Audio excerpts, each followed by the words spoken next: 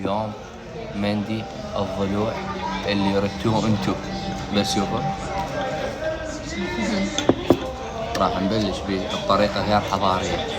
بلش نوسه وزع شو اسمه اللضوب مالتنا.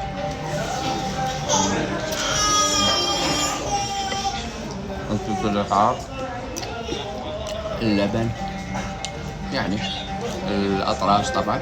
بلش نوسه وزعيه نطيه هذا. طبعا هاي الخاشوقة ما أعرف ليش حاطينها اياها، يعني ما أعرف شنو. اللحم مايع. طبعا هذا خان مندي اللي بالكرادة 62.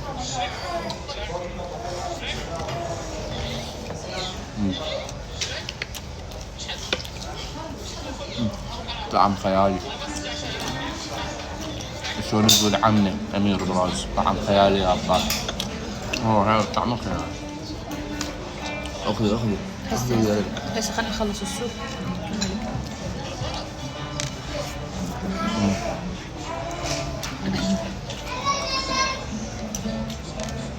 جدا روعة.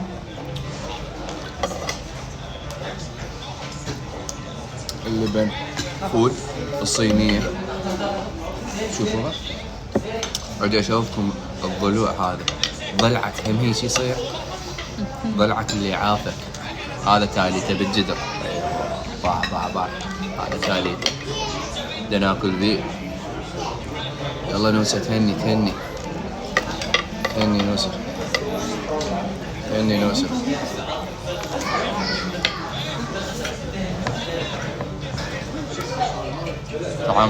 طبعا صار هواية يعني فترة تعرف المندي صار حادثة وياه وتأذيه وشوي انت ضوج منه. خلاص ترجع له ذكرى الضلعة تقول له هذا تاليتك هنا. عيوني أنا شوي صار لي فترة ما موجود، تعبان، لكن هسه رجعت لكم بقوة إن شاء الله.